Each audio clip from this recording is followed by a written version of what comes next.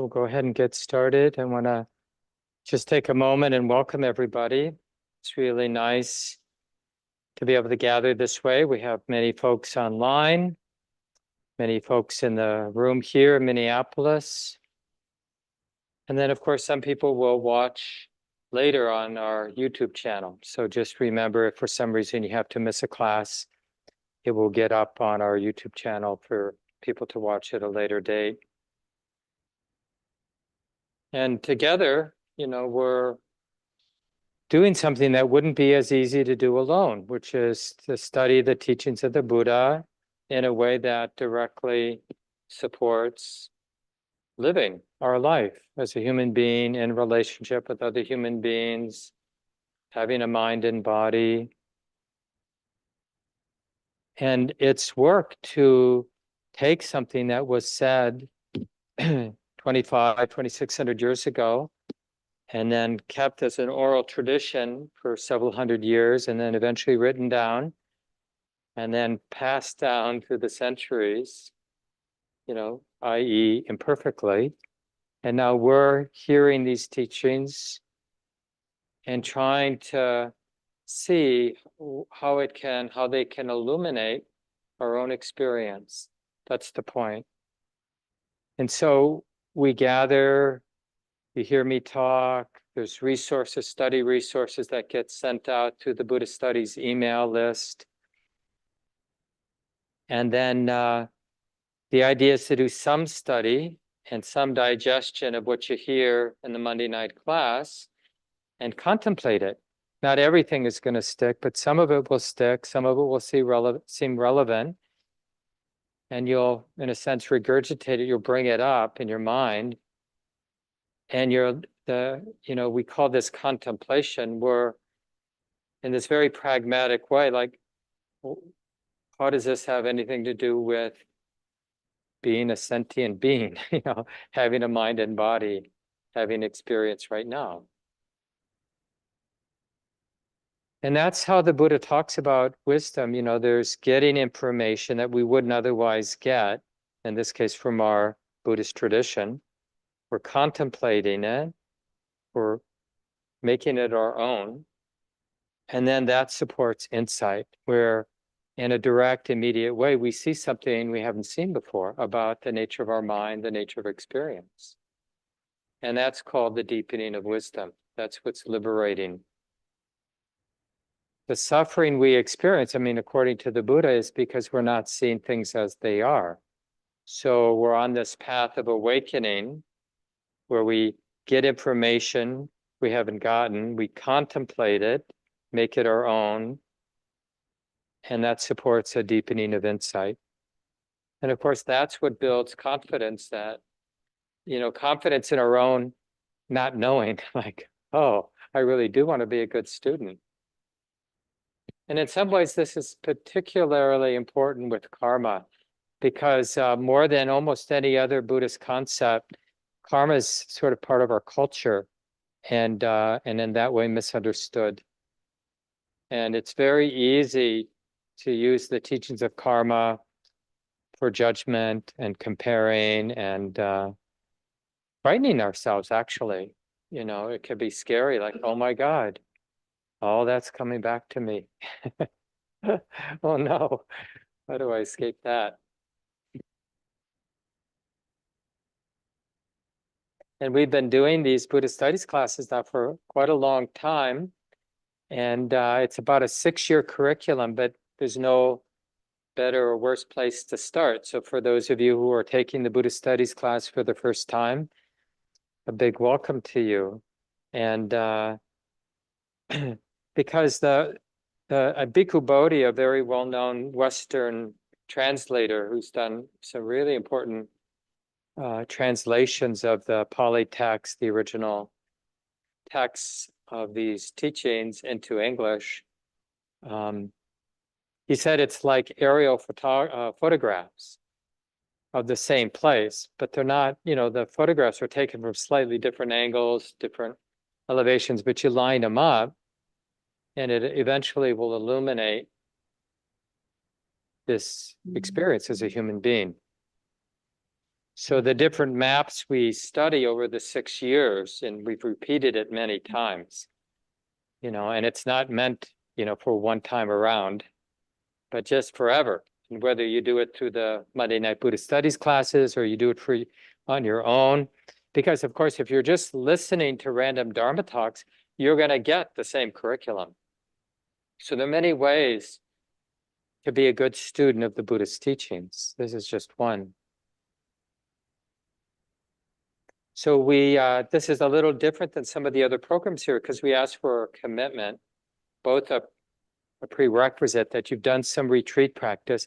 And it's an arbitrary prerequisite. The idea is we want people who are actually committed to practicing, if not every day, regularly, and who have some time in their life to do at least a little study.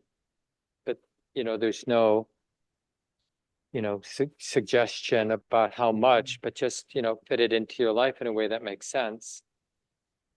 And so that means if you have a family obligation or a business obligation, work obligation you can't get out of, it's totally okay to still sign up for the Buddhist Studies class. This one's a 4-week class, one of the shorter ones. But if you can come, you do come. That's the commitment. Like you don't stay home or don't turn on the Zoom or whatever because you don't want to be here. If you sign up for it, then you're going to be here unless you have something you really shouldn't get out of. And then you do your best to listen to the recording at a time that would make sense in your life. But if you have to miss it, don't worry about that. Don't feel guilty or anything about that. And then the other thing that people tend to want to skip out of, some people who maybe are shy or it's difficult to be in a small group, but every other week, so week 2 and week 4, we're going to have small groups for the last 20 minutes or so. And you don't have to speak in those groups, but the obligation, the commitment is if you're in the Buddhist studies, you're going to join the small group. And that's true for those of you online or those of you in the room. We'll break into groups of 3 and 4 to talk about what you're learning. And again, you can pass when it's your turn, but participation in the small groups is part of what we do. So there's a commitment to that. And I'll talk more about that next week when we have them.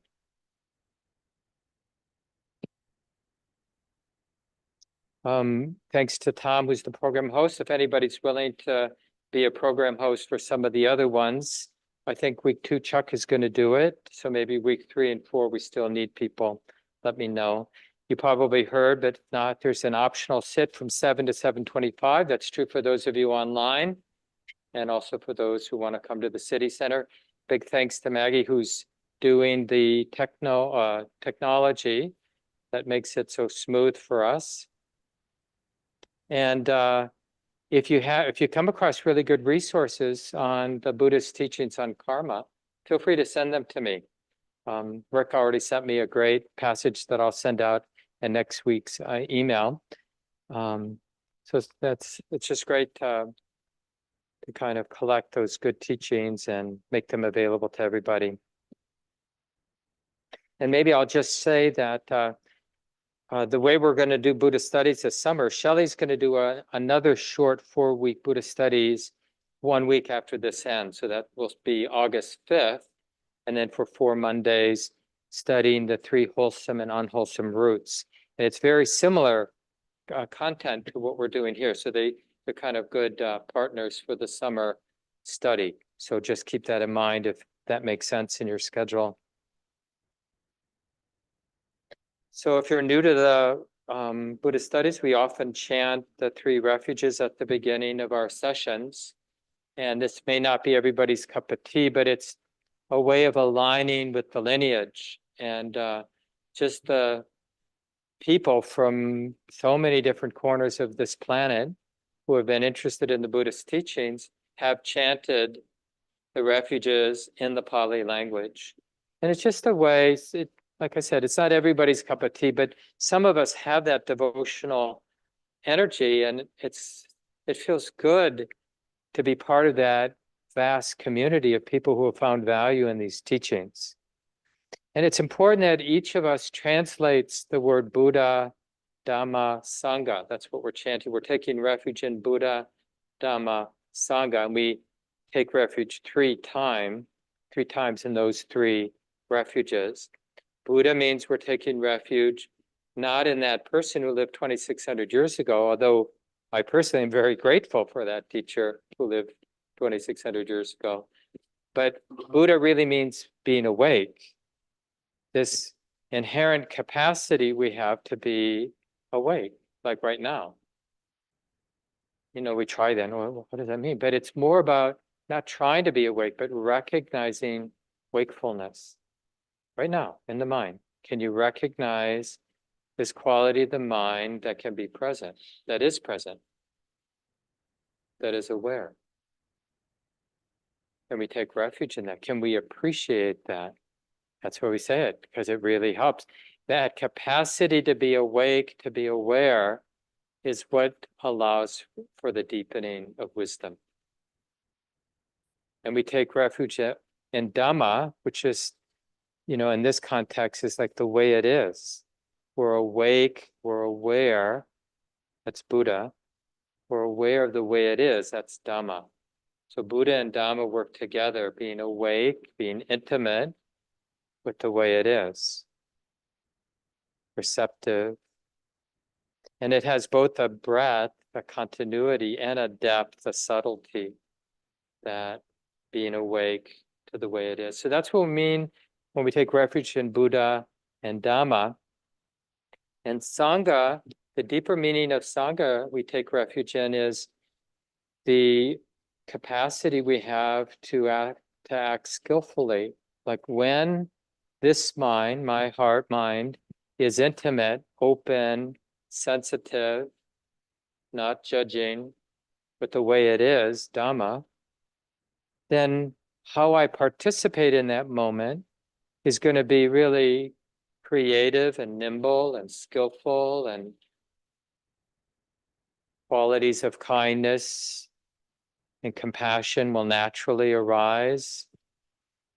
So Sangha, often we think it means spiritual community, but it's really the beautiful way a person can show up when they're relating in that moment as Buddha, being intimate with Dhamma, or being awake, being intimate with the way it is.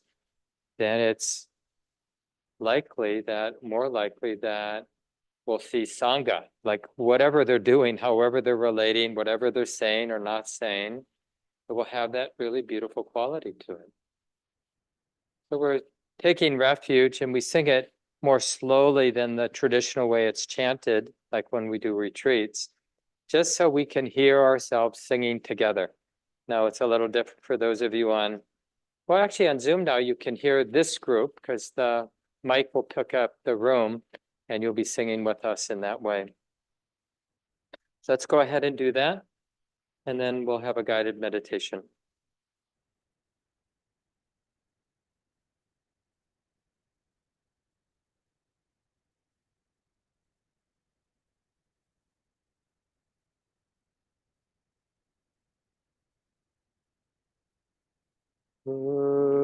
Buddhang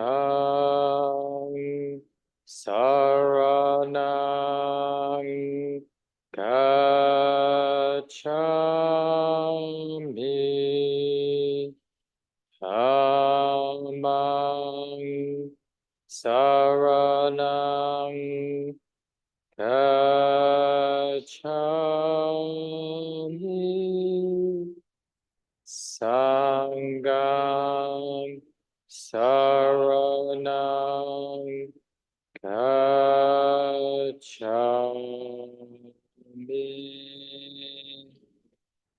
Dutiyampi Buddhang saranang gacchami. Dutiyampi dhammang saranang gacchami. Dutiyampi sanghang saranang gacchami.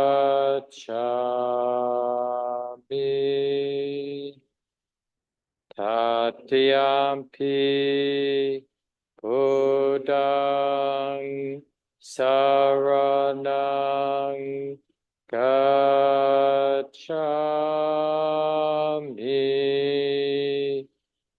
Tatyampi Dhammang saranang gacchami.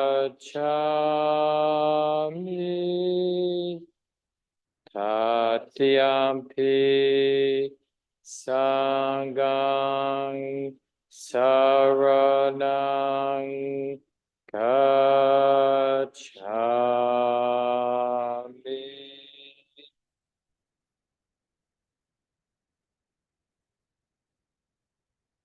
So take your time and adjust your body as you need to. We'll settle into some meditation time for about 20-25 minutes.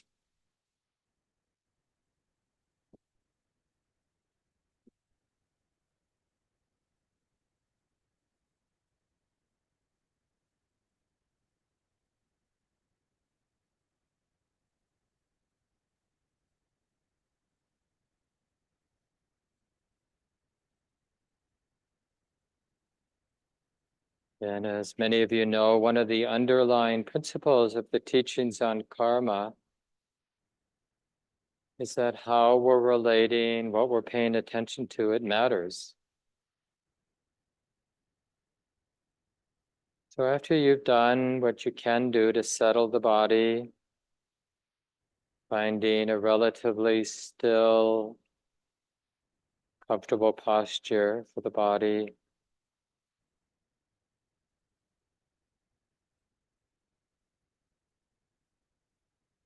cultivate an interest in the pleasantness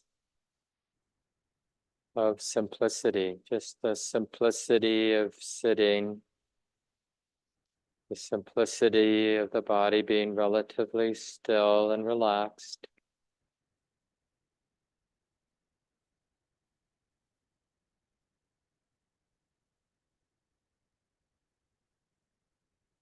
The simplicity of allowing the experience of sitting to be the way it is, not having to get somewhere or be somebody or do something.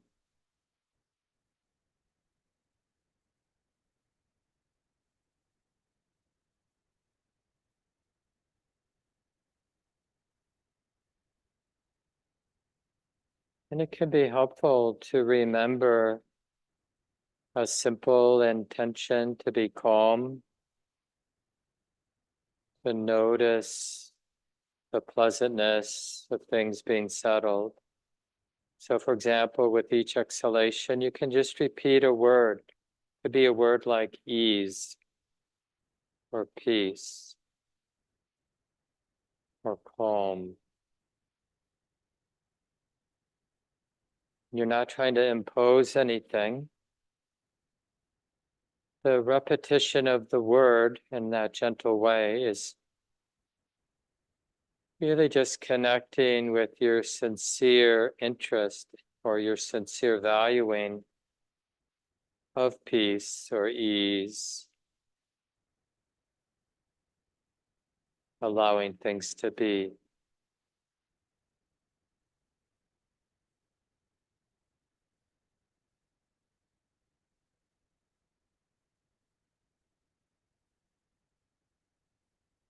But we're finding the intention to be peaceful, to let things be, and we're keeping it in mind, and we're noticing the effect.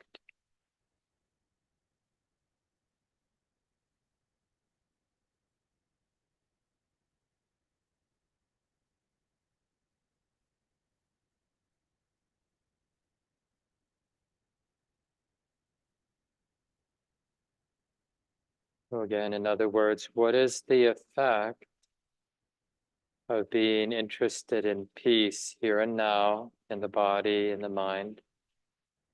What is the effect of that interest, that intention, that sense of valuing ease and peace, peace with conditions?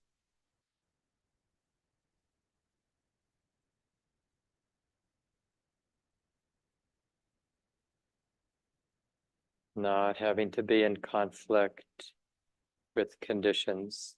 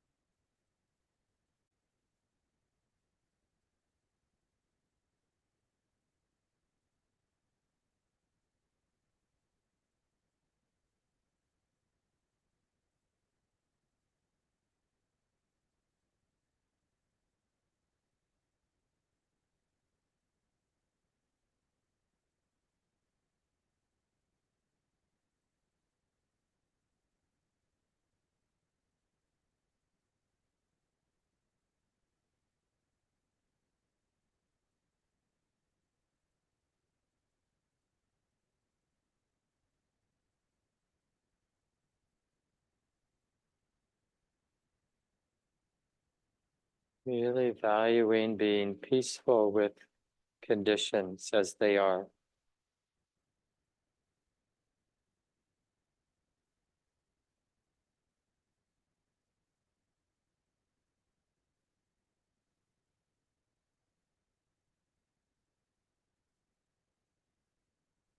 And interested in what that might set in motion in your body and mind.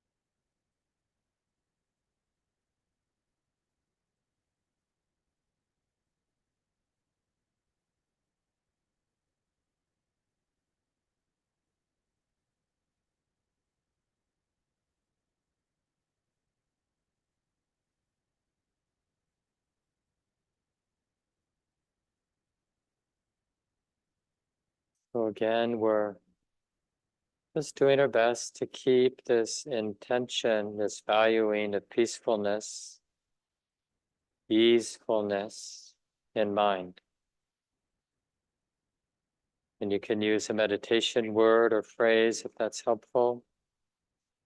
You can coordinate this intention with feeling your breath coming in and going out. Being easeful with conditions as they actually are.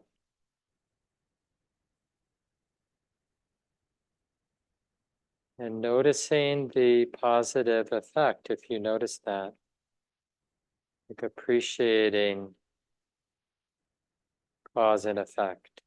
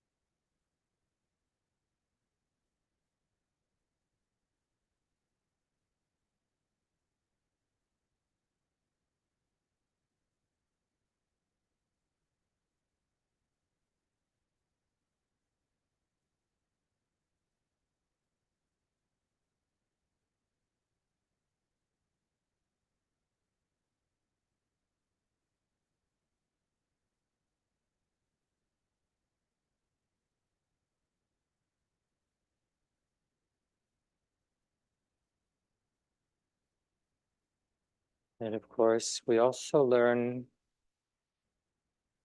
sometimes in a very clear way that when the mind indulges in its worries or its dramas, then the body and the mind becomes agitated.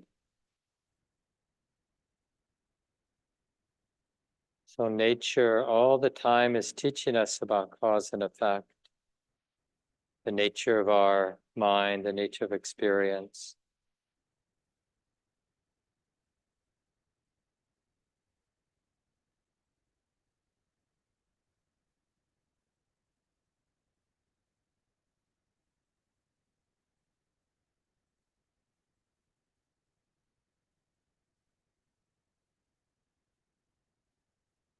And even as we eventually open our eyes and begin to move our bodies again, stretch however you want, and let go of the formal meditation time, we can see if it's possible to continue to be valuing calm, valuing ease,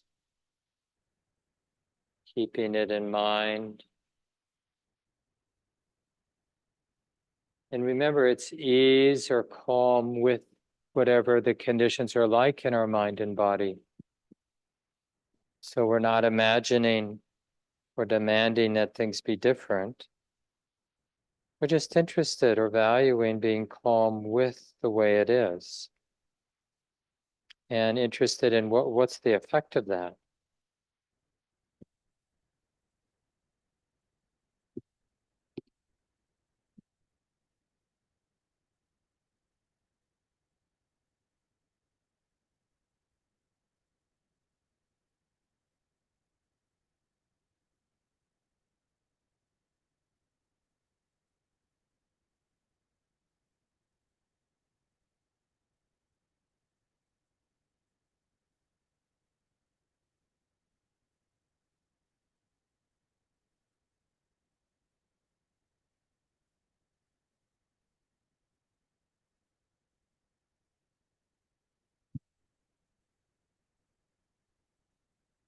So if we had a lot of time, and this is something you can even share in the small group next week, but if we had a lot of time, it'd be interesting, wouldn't it? Just to hear people share, like, what comes to mind when you hear the word karma?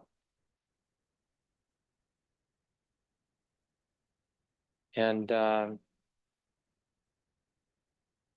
it's even a little bit unclear because the Buddha grew up and taught in a culture that had very strong ideas of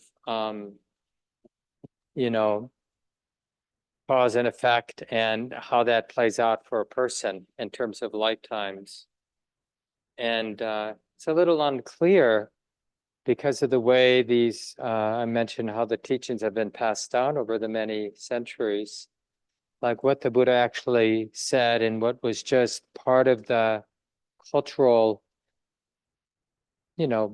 beliefs, I guess you could say, at the time. But some things are, I think, very clear. Like the Buddha taught about conditionality, cause and effect, the lawfulness. And that's something, it's good that he taught that because we confirm it in our actual experience. I mean, we may feel at times, because life is confusing, we may feel at times like, I don't know what's up, what's down. But generally speaking, we can always reconfirm for ourselves that I don't know much, but I live in a lawful universe, that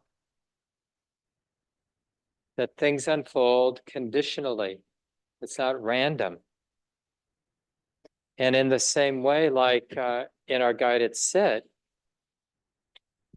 when you could sincerely keep your intention to be at ease with conditions, when you can keep that in mind, when that was the intention that was alive in your heart and mind, you'll notice an effect. And then in other moments, where the intention was to solve some problem in your life, some drama, right?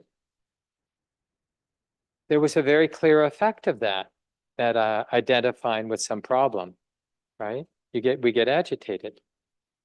So we see it all the time, cause and effect. And what's in a way amazing is that we haven't really put the insights of cause and effect, we haven't lived according to what life has taught us, I guess we could say. Because we sort of know. Like we know that being mean and stingy doesn't really lead to happiness, but it's interesting, in moments, we just feel so justified in being mean and stingy. It just seems like it's going to make us happy.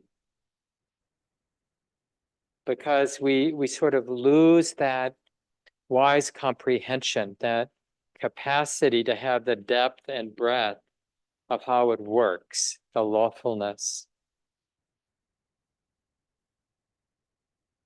I thought I'd begin by just reading from, I think, a nice article from Joseph Goldstein.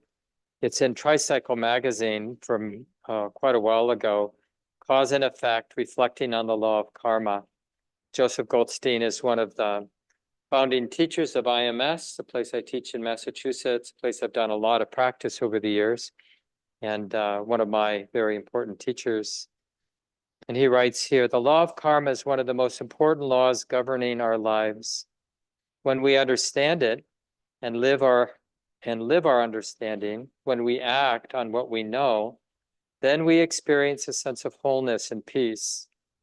If we live in a way that is out of harmony, ignoring the nature of things, we then experience dissonance, pain, and confusion. The law of karma is one of the fundamental natural laws through which we create these vastly different realities. It's as though we are all artists, that instead of canvas and paint or marble and music as our medium, our very bodies, minds, and life experience are the materials of our creative expression. A great sense of fulfillment in Dharma practice comes from knowing this and from actively creating and fashioning our lives. Now, hopefully, like it does for me, that's a very powerful and hopeful vision about, how to relate to our lives. Because a lot of the times we feel doomed or trapped, right? And the law of karma isn't, that's what I said at the beginning, we have some baggage around the idea of karma because it can feel sort of be used to create a story of being trapped. Like I'm trapped by all my bad previous actions and I've got the weight of karma on my back. But the point of the teachings on karma is really to help us relate appropriately, skillfully in this moment. And to do that, we need to understand, we need the energy that how I relate matters, that it's possible no matter how much so-called unwholesome or negative karma, like the story of Agulimala, some of you, maybe a lot of you know that famous character from the time of the Buddha who was a mass murderer. And he eventually became a monk and an awakened one. And so clearly he had a lot of bad karma, did bad actions with intention, acted bad thoughts and bad actions, right? And but there's a way to plant positive seeds no matter what's been set in motion in the past. No matter the particular conditions of our lives, the story, the teachings on karma is very positive. How I relate now matters. Because everything rests on that tip of intention, motivation, how the mind is relating. That's how we set the future in motion. Now, what's already in motion is arriving now, the past, in a sense, is arising now. If we want to know the past, we get very familiar with what's showing up right now, like what thoughts are showing up in my mind, what sensations are showing up in my body, what experiences are arising around me. All of that, where could it be? Where could it come from except past causes? And this experience we're all having right now is arising from past causes. How we're relating to what's happening right now is how we shape the future. Does that make sense? And it's funny that, we may not want that responsibility. I just want to chill out, man. I don't really want to feel the impact of those words. And then from a Buddhist point of view, from the Buddhist teachings point of view is, well, how does that work for you? Like, if you really don't want the responsibility, then that's the way you're relating to the present moment. And so how's that working? And are you okay with that? With that attitude and what that attitude sets in motion? So it's not judgmental. It's just understanding the law of it all. And then just, if you want to relate to the lawfulness of, our experience, the experience of having a mind, if you want to relate to it in this way or in that way, well, who's going to stop us? But the question is, are we relating now in a way that actually aligns with our heart's deepest desire? Or we just, because this is what broke the Buddha's heart, at least as the story goes, after his deep insight, and he spent a number of days, a number of weeks actually, just contemplating, just revisiting the deep insight and all the reverberations of it alone there under the Bodhi tree. At least that's the story. And one of the things that really broke his heart open and sort of set in motion him teaching for 40 some years in northern India was in reflecting with a strong mind. He saw that people wanted peace, wanted ease, but they were relating in precisely the ways that led to suffering and agitation and stress. And, we see that in our lives, where we think, oh, I'm going to watch one more episode and one more episode, or I'm going to read one more chapter, or I'm going to have one more drink, or I'm going to, have one more helping of ice cream. And then, later it's like we see how messed up we are because we overindulged in whatever it was. But in the moment, it was like, no, I'm trying to take care of myself, trying to be happy here. So that's why I'm going to watch one more episode or eat one more helping or, have one more drink or whatever it might be. And that's heartbreaking. We see that in our friends. We generally don't see it so much in ourselves. There's a great passage, maybe I'll read it now, from the Dhammapada, which is a great collection of the Buddhist teachings and just generally some of the teachings from the tradition. And the Buddha says, or I'm not sure where this comes from, I think from some of the suttas, there's no fire like lust, no grasping like hate, no snare like delusion, no river like craving. It's easy to see the faults of others, but hard to see one's own. One sifts out the faults of others like chaff, but conceals one's own, as a cheat conceals a bad throw of the dice. Right? So we don't really see the consequences. We hide from ourselves the consequences of the choices that we've made.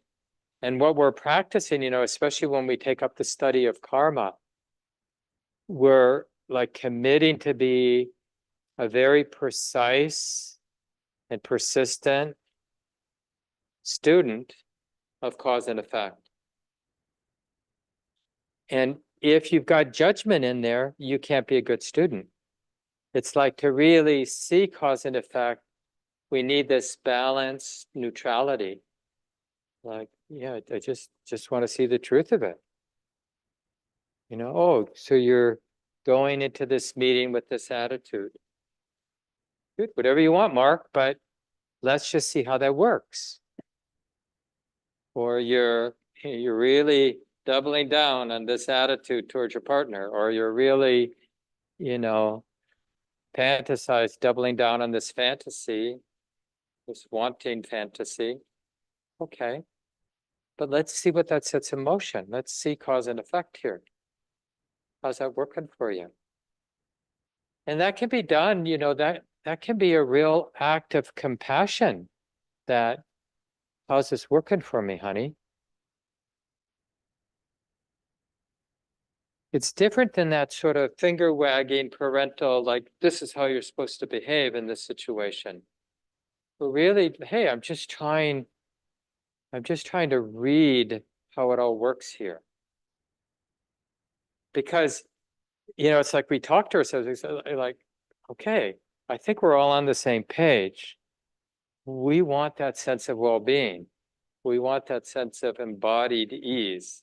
Anybody in the room or anybody on Zoom not want embodied ease and well-being? No, we all want that. Nobody argues. Nobody writes a self-help book that puts down well-being.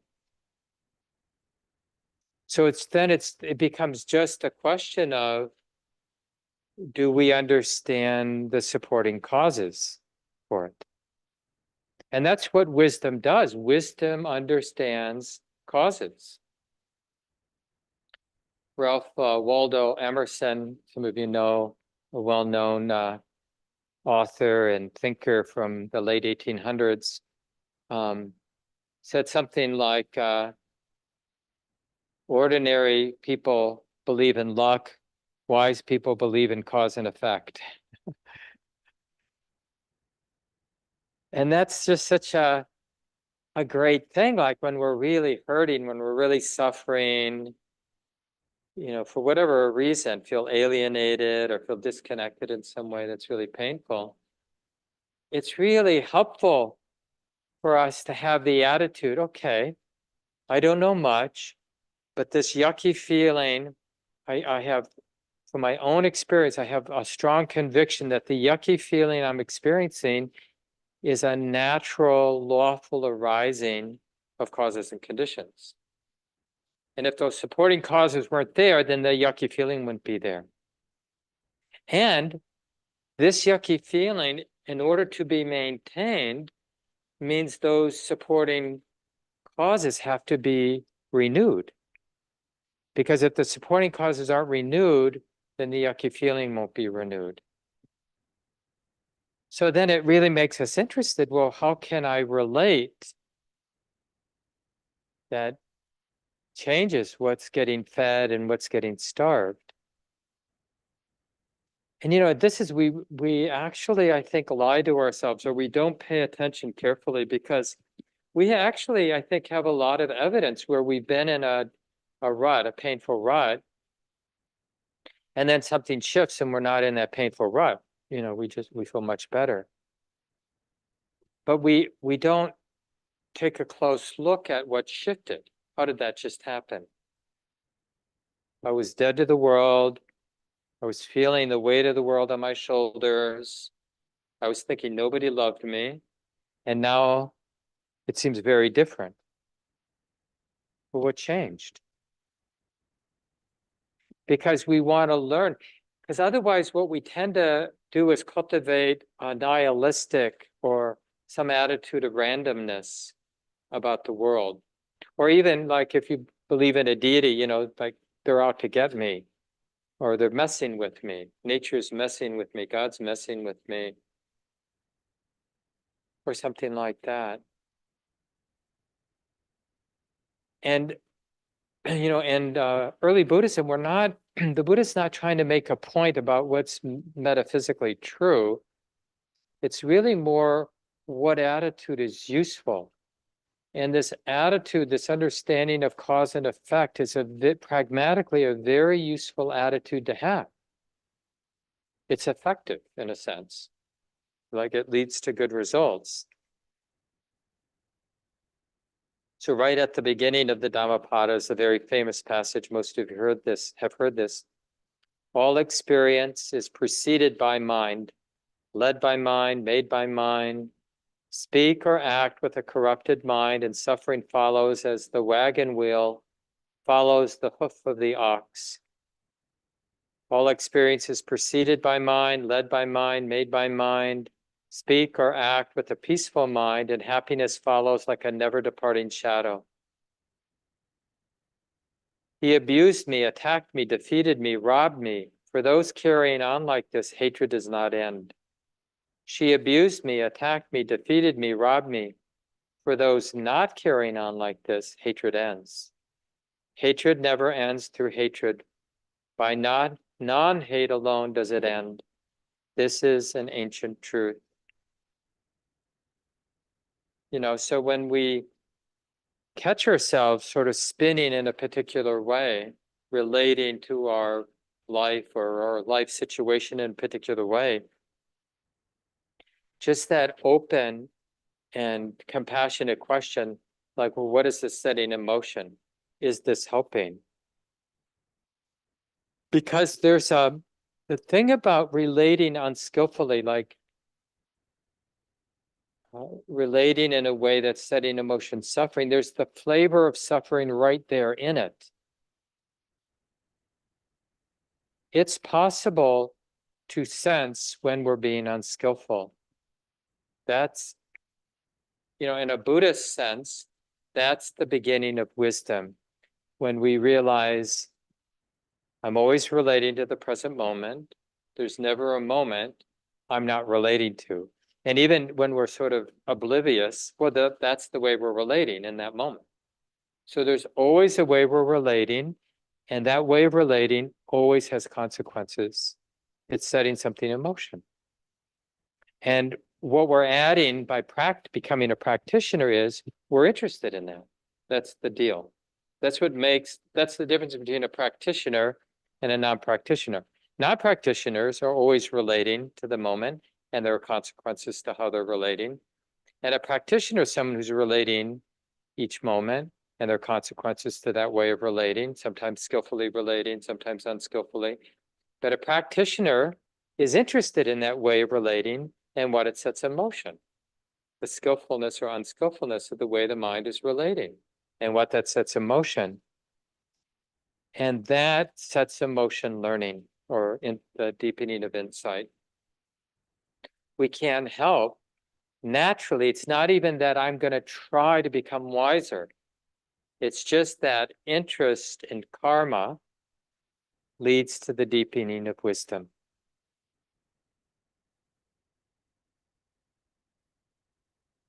And the Buddha, gives us pointing out instructions. Some of you know the teachings on the Eightfold Path, and the wisdom section of the Eightfold Path has this, one of the 8 limbs of the Eightfold Path is wise intention. So the Buddha's saying right out front, okay,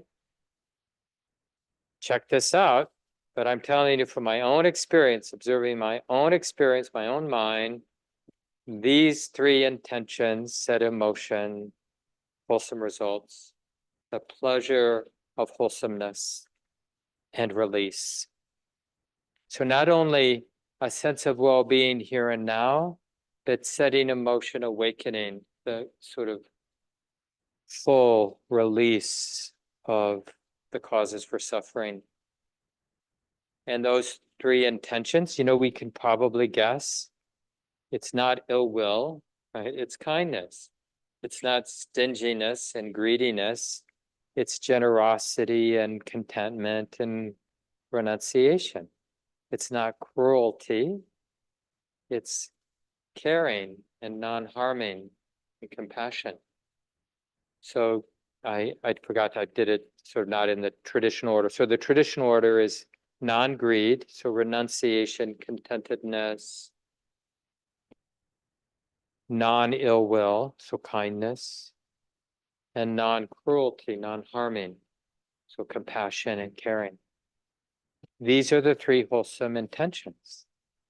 So, I mean, just as somebody, like what, maybe he knows what he's talking about. We don't know, but why not check it out? Like that would possibly actually lead to authentic well-being and happiness for ourselves.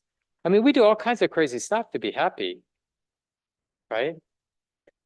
A good friend of mine gave me this supplement. I've been really sick this last year, and a good friend of mine gave me this supplement that they scrape off of rocks from the Himalayas and Siberia and the mountains. I don't know, maybe some of you heard it. It's like this precious Ayurvedic supplement that tastes a lot like tar.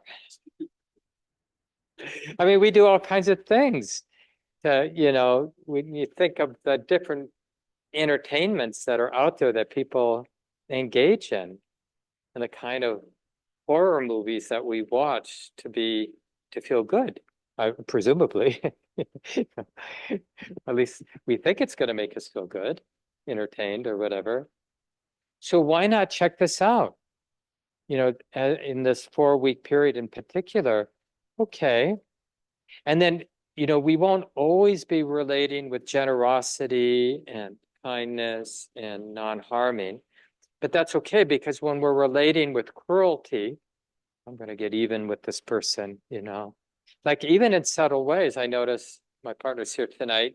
Some of you know Win, the co-founder of Common Ground. And, sometimes I'll just in a very subtle way, maybe not subtle to Win, but, just sort of like when I'm upset, just get quiet.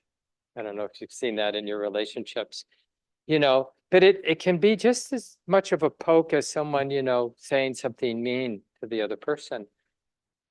But just like, okay, so is that ill will? Is that cruelty? Okay, well, how's that working? What does that set in motion? Does it lead to well-being? Does it lead to ease, to happiness? Anything of value? Does it lead to anything of value? And I love this because we got our laboratory of cause and effect right here. Nobody actually can do this for us. It doesn't really help that much if somebody tells us about cause and effect in our own lives. We almost have to see it, read it right in our own experience. Okay, how's that working? So don't worry when you're not relating with those 3 wise intentions. When you're relating with the 3 unwise intentions, then you can still be working on karma. Oh yeah, this does lead to stress. This does lead to a feeling of alienation. This does lead to a feeling of disconnection. Oh, the Buddha's brilliant. And we actually feel enlivened, like it is so good to know that. It is so good to know that being stingy doesn't make us happy, or being mean doesn't make us happy, or justifying cruelty or harming doesn't make us happy. As hard as it is in some moments to be kind, sometimes it's just a failure of imagination. Like we haven't really put our whole heart into what kindness might look like in this moment. And we just might be presuming that generosity doesn't make sense in this moment, or kindness doesn't make sense, or caring and non-harming doesn't make sense. But it might be that we just haven't really, sometimes it's just the intention to be good. The intention to be free will help us creatively understand how to navigate a particular moment in a way that is really liberating and onward leading to wholesome states, to well-being.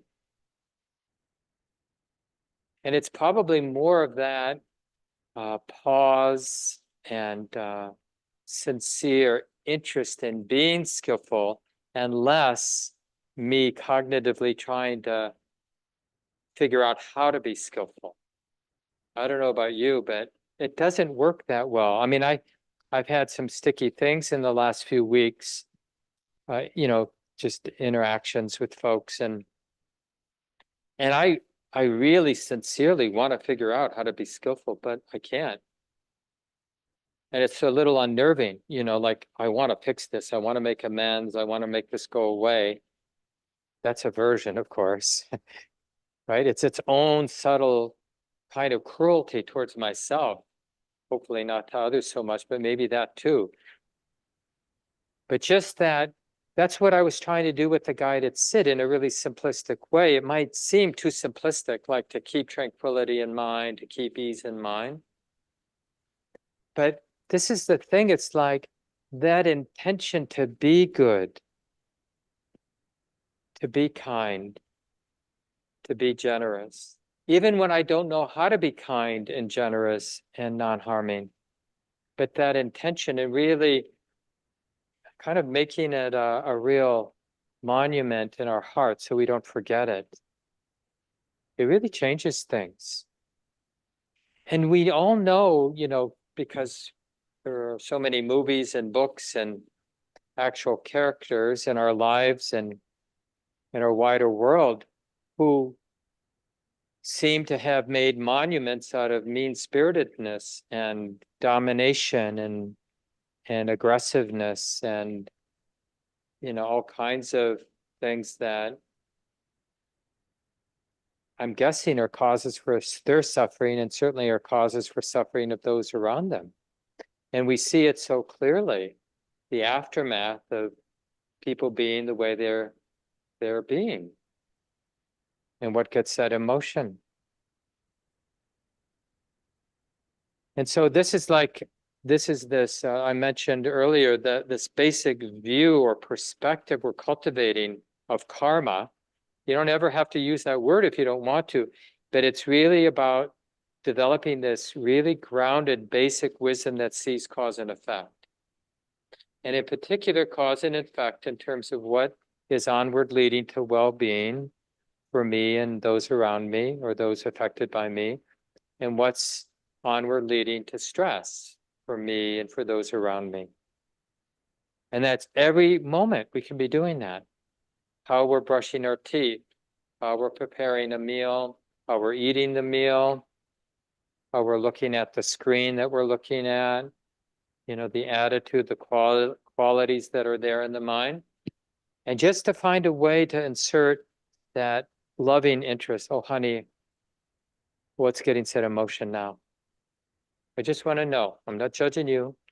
I just want to know. I just want to sense what's getting set in motion now.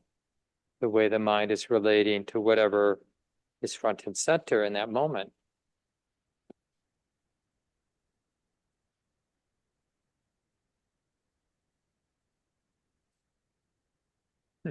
Have you noticed that we like to, once we kind of get a sense that this may be true, that it matters, and that we want to be skillful, we want to, then it's like the ego sort of takes over and says, okay, how can I maximize my positive results with karma? You see, that's different than just being interested, like in terms of our practice, like if I'm a good practitioner, then when I'm thinking, okay, I'm beginning to get this karma stuff, and I like peace and well-being, and I like having good energy. So how can I get a lot, So I'm getting greedy with it. But as a practitioner, that attitude about being greedy, about getting as much well-being as I can, the practitioner is just going to be curious in that non-judging way. Well, how's that working for you, Mark? Wanting to be the best at this karma thing. How's that working for you? So we never end with that.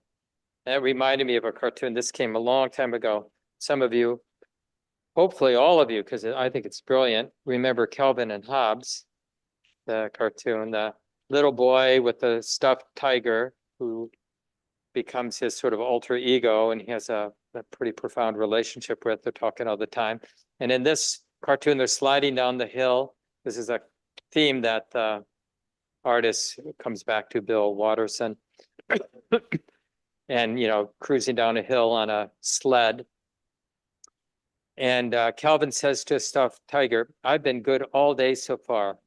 And the tiger says, Christmas is getting near, huh? You got it. I've been wondering though, is it truly being good if the only reason I behave well is so I get more loot at Christmas? I mean, really, all I'm doing is saying I can be bribed. This is Calvin talking to his tiger. Is that good enough, or do I have to be good in my heart and spirit? In other words, do I really have to be good, or do I just have to act good? They crash on a tree. And then they're all covered in snow, and the tiger says, I suppose in your case, Santa will have to take what he can get. And then Calvin responds, this is how our mind is. Okay, so exactly how good do you think I have to act? Really good or just pretty good? Right? Because we're just we're trying to get a good deal. And this is sort of what I meant about checking that attitude, like when we realize, when we hear that from the Buddha, that how I'm relating now matters. And it's like, it can feel sometimes oppressive. And like, even if we've been trying to be good, or like some of you have been on Buddhist retreats, and then you come home, and then it's like, the last thing you want your partner to do or a friend to do is, be kind of surprised. You were watching TV, you had a glass of wine, or, something like that. What's wrong with you? How could you? And that sense of leaking, or yeah. And so the question is how to hold this ability we have to be comprehending cause and effect in a relaxed and continuous way. How to be grateful for that. And not, the thing is, there's a fork in the road from actually doing the work, which turns out to not be oppressive. But thinking about karma can be very oppressive, right? Thinking about not being as good as I should be doing, or thinking about how hard it is to be comprehending whether I'm relating wisely or unwisely in this moment. Those thoughts can be quite oppressive. Like if I said to you all, we have 19 minutes before this evening is over, and I'd really strongly encouraging you all to have the continuity of interest in cause and effect. And right before we end, we're going to have a quiz. Or, I'm going to ask you to write down like what you noticed. It'd be really oppressive.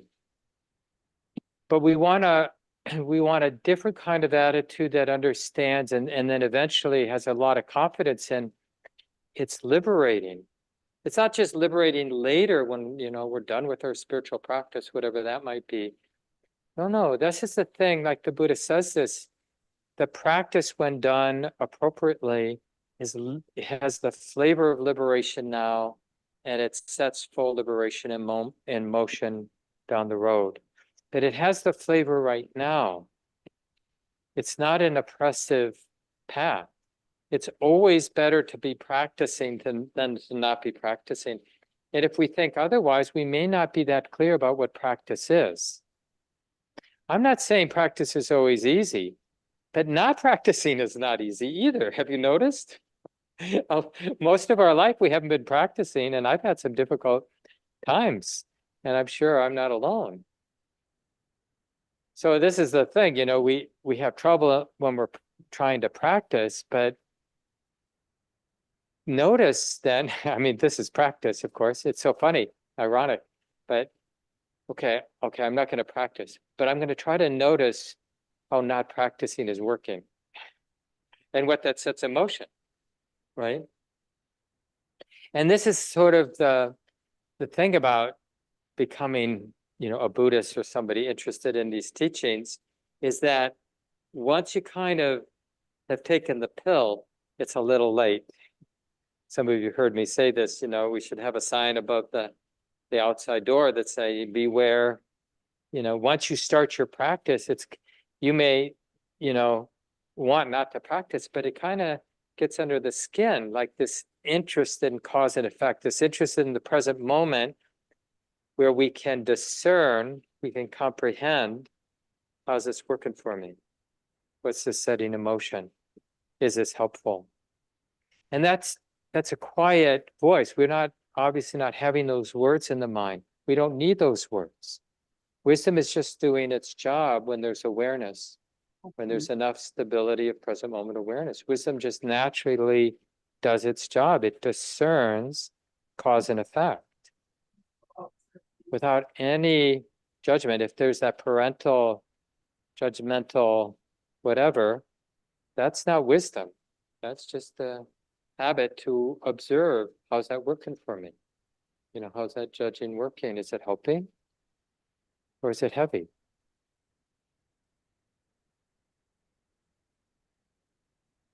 Let me read some of the suttas just so you get a flavor of how the Buddha talked about this. This is one of the characters from the time of the Buddha was a famous king, Pasenadi, and he was a friend of the Buddha, about the same age of the Buddha. And he tried to be a good person. You know, it's not easy as a king with all that power and stuff, but he was a pretty sincere student of the Buddha's.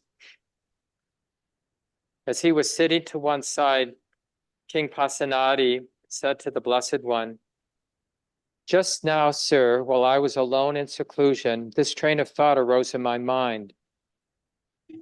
Who are dear to themselves and who are not dear to themselves? Then it occurred to me, those who engage in bodily misconduct, verbal misconduct, and mental misconduct are not dear to themselves. Even though they may say, we are dear to ourselves, still they aren't dear to themselves. Why is that? On their own accord, they act toward themselves as an enemy would act toward an enemy. Thus, they aren't dear to themselves.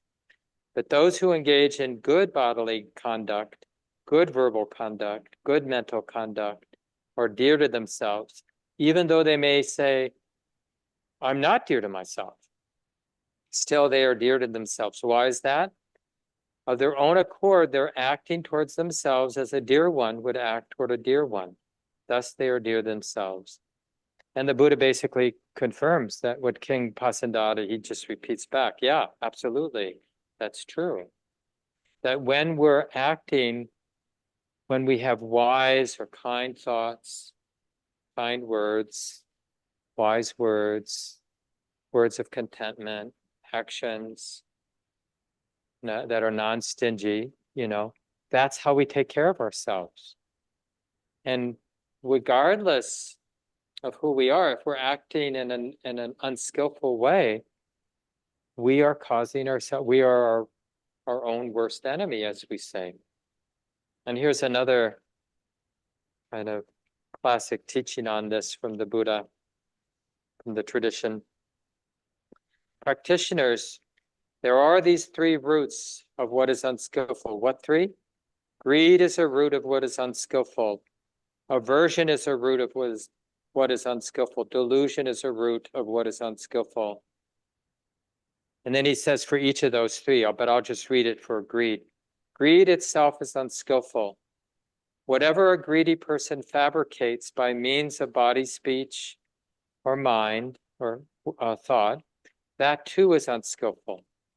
Whatever suffering a greedy person, their mind overcome with greed, their mind consumed, wrongly inflicts on another person through beating or imprisonment, confiscation, or placing blame or banishment with the thought, I have power, I want power, that too is unskillful.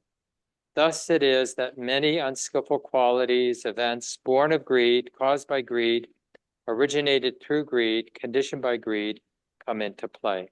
So then the same with aversion, the same with delusion. And a person like this is called one who speaks at the wrong time, speaks what is unfactual, speaks what is irrelevant, speaks contrary to the Dhamma, speaks contrary to the training. Why? Because of having wrongly inflicted suffering on another person through beating, imprisonment, confiscation, placing blame, banishment with the thought, I have power, I want power.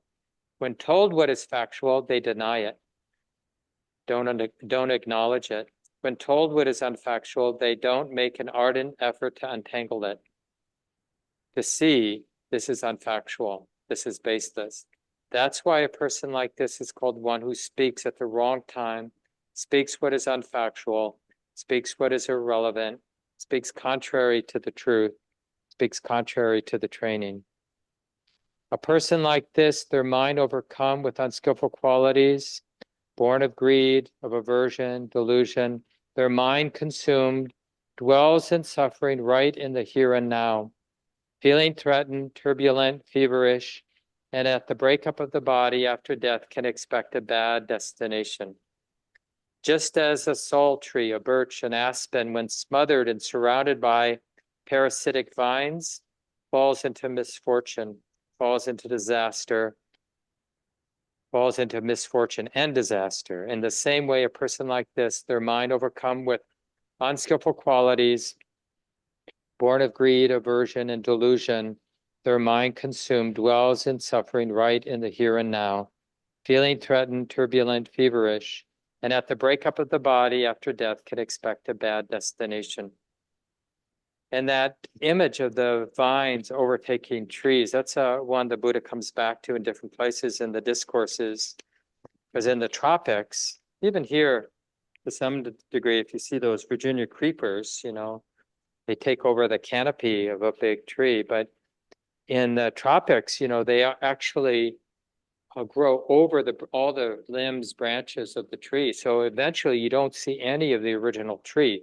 The vine is completely encapsulated the tree in the same way that this happens. And we see this. I mean, some of our friends, some of the people in our lives, sometimes our own mind gets really entangled in the unwholesome roots, right? The unwholesome intentions, greediness, stinginess, ill will, anger, cruelty, harming, justifying, harming.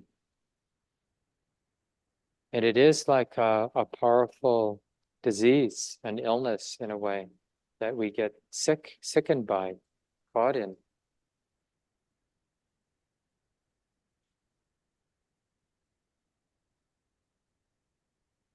Sometimes we chant the 5 remembrances, and the last one, I am the owner of my karma, heir to my karma, born of my karma, related to my karma, abide, supported by my karma. Whatever karma I shall do for good or for ill, of that I will be the heir. Right? And then he ends by saying, thus we should frequently recollect. This is from Aya Kema, a wonderful German Buddhist nun. She's dead now, but had quite a bit of an influence on Buddhism here in the West. And she says about I am the owner of my karma. When we accept this fate, we are starting to take responsibility for all that happens to us. We need to contemplate whether we are really owning our karma and drop the belief that anything at all has been created for us by others, right? Because isn't that easy for us to, like we're always telling ourselves stories. So we can, like I said at the beginning of the talk, we want this story, this new story of karma. Like that's my perception, that's my perspective, that's the way I think about things, that's my view. As opposed to my view, my perspective, my perception is you're making me angry, or the world is making me angry. So we externalize, the causes for happiness and unhappiness out there. I'm happy because you treated me this way. I'm unhappy because you treated me this way. And it's not that external conditions don't matter. Obviously they do, right? But when we pay attention, when we get interested, how we relate to those external conditions matter more. And we can just check this out for ourselves. You don't have to believe that. It doesn't help to believe that, but it does help to check it out. What matters more? The bad weather or how I'm relating to the bad weather. Let's say tomorrow's a really muggy day, or maybe tomorrow you wake up and you got a cold. So what matters more, the actual sniffling or whatever the physical sensations of the cold are, or how you're relating to that? Same thing, your financial situation is rocky. What matters more? And yeah, just something to check out. Let me just do the rest before we end. So then the next part of that statement in the 5 remembrances, I'm heir to my karma. So each of us manufactures our own inheritance. If we keep that in mind and recollect it often, we'll find it easier to do only that which is wholesome and useful.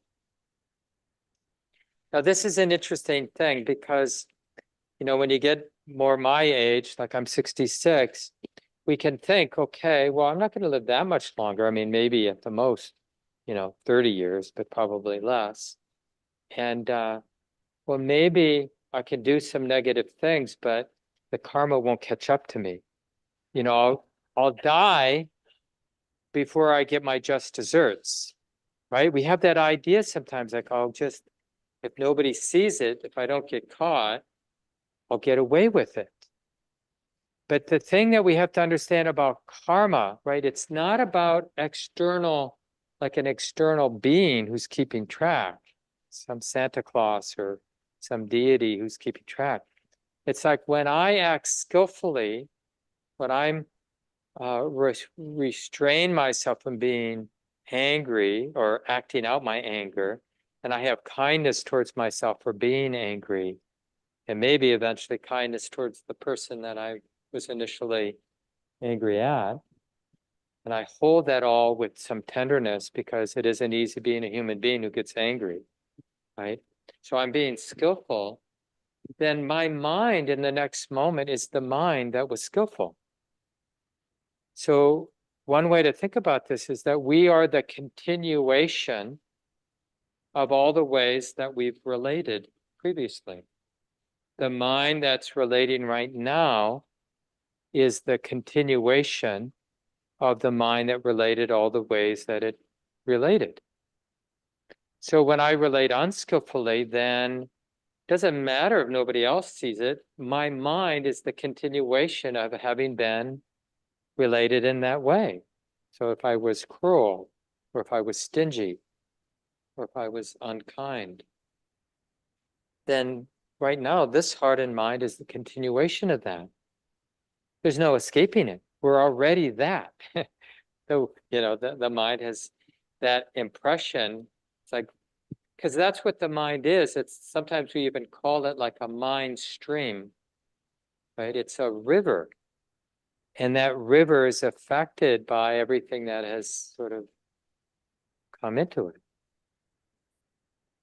And then the next one is, I am born of my karma. And Ayakema writes, our own wish to be here and to be alive brought us into the circumstances of our birth. That situation is meant for us as a learning experience, right? So where did this come from? Well, it could only have come from past causes, this life. And we sometimes go so far, it's like, oh my God, I did that. I must have been Cleopatra. Or, we have all these sort of weird ideas about wanting to know the story as if that's important. But what's important is that it's lawful, like that it's not a mistake. That's all that karma is saying. It isn't saying that I was this person in my previous life. I mean, maybe that's true, maybe not. But what's important is that what's showing up right now, it can't be otherwise. It's the law. We have to submit to the law. This isn't a mistake. Now, remember, the Buddha's not making an argument about the metaphysical truth that this is not a mistake, like what's arising for each of us right now. He's saying, in a pragmatic sense, it's really skillful to live our life with the attitude that what's ever showing up is the way it's supposed to be. Now, you can try other ways to be relating to your experience, and see if you find a more wholesome, effective way of relating to your experiences that show up. But saying yes to what's showing up as if it belongs. That way of relating has consequences. So the question is, are those consequences positive? Do they lead to well-being? And we can check that out. And just a couple more here. I'm related to my karma. Kamer writes, here we can contemplate that this is the closest relationship we will ever have, as close as our own skin. It is the one we have to come to terms with, and the one we need to accept.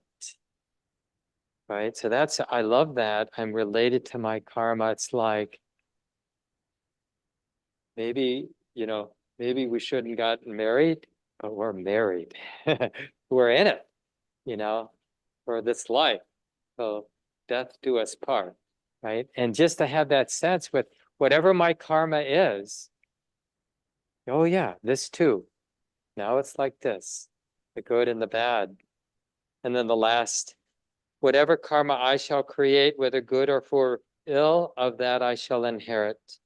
This brings us to the present moment.